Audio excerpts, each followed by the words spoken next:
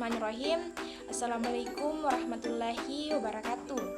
Perkenalkan, nama saya Kaila Nur Anissa dengan NIM 250235520020002. Nah, langsung saja pada video kali ini saya akan membahas materi dari mata kuliah Arsitektur dan Organisasi Komputer, yaitu tentang konversi bilangan, gerbang logika, dan aljabar Boolens. Tujuan dari video ini adalah untuk memahami konsep dasar dari ketiga materi tersebut serta mengetahui perannya dalam sistem komputer. Baik, langsung saja kita masuk ke materi pertama, yaitu konversi bilangan. Sistem bilangan merupakan suatu metode atau cara yang digunakan untuk menyatakan dan mempresentasikan suatu nilai angka dengan menggunakan simbol-simbol tertentu yang diatur berdasarkan aturan khusus.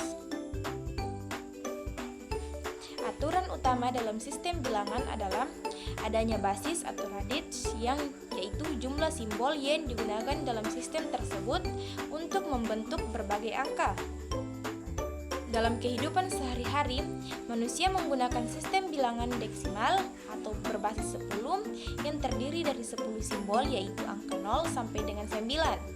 Sistem ini digunakan karena dianggap paling mudah dan praktis untuk melakukan berbagai perhitungan.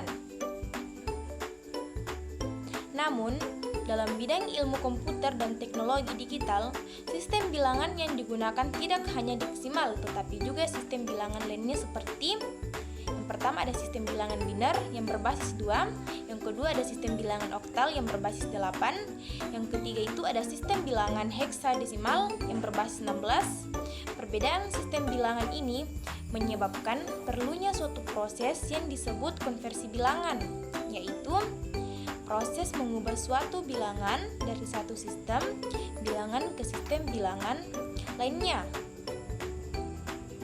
tanpa mengubah nilai sebenarnya. Berikut adapun fungsi konversi bilangan. Yang pertama itu mengubah bilangan dari satu sistem ke sistem lainnya, seperti biner ke desimal atau desimal ke heksadesimal. Yang kedua itu mempermudah pemahaman, membantu manusia memahami data dari komputer yang berbentuk biner menjadi desimal. Kemudian yang ketiga, mendukung kerja komputer yang digunakan dalam proses pengolahan data di sistem komputer. Menyederhanakan penulisan, mengubah bilangan biner yang panjang menjadi lebih ringkas atau oktal atau heksadesimal. Kemudian yang keempat itu digunakan dalam pemrograman, yaitu membantu dalam pengolahan data, alamat memori, dan sistem digital. Nah, adapun sistem bilangan desimal. Bilangan desimal adalah sistem bilangan desimal merupakan sistem bilangan yang paling umum digunakan dalam kehidupan sehari-hari. Sistem ini menggunakan 10 digit yaitu 0 sampai 9.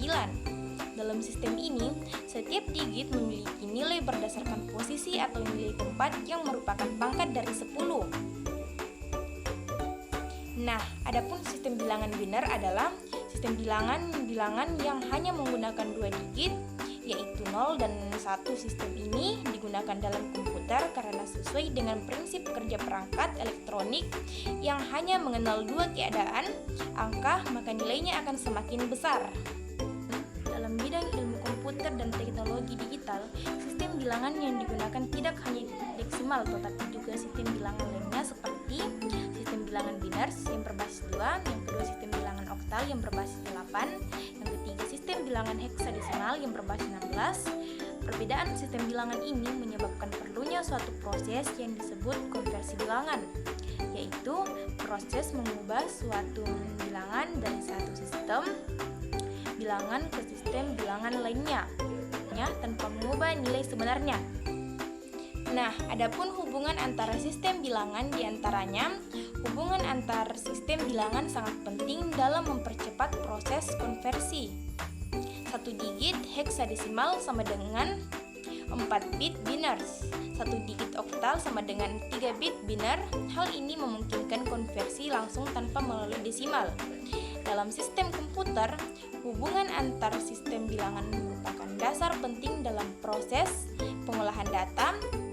Sistem bilangan yang umum digunakan dalam dunia komputer komputer adalah sistem biner, yaitu berbasis 2, oktal berbasis 8, desimal berbasis 10, dan heksadesimal berbasis 16. Berikut adapun manfaat konversi bilangan, yaitu yang pertama ada memudahkan komputer memproses data, yang kedua memudahkan manusia membaca data, yang ketiga digunakan dalam pemrograman, yang keempat penting dalam sistem digital, yang kelima membuat penulisan lebih efisien, dan yang terakhir itu digunakan dalam jaringan komputer.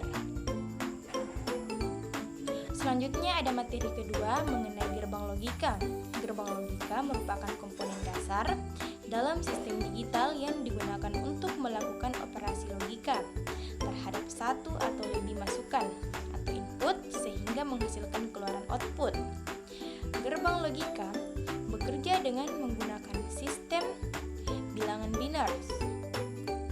Hanya terdiri dari dua nilai, yaitu 0 atau false, tidak aktif, dan 1 terus aktif. Dalam dunia komputer, seluruh proses pengolahan data dilakukan dengan menggunakan sinyal digital yang direpresentasikan dalam bentuk biner.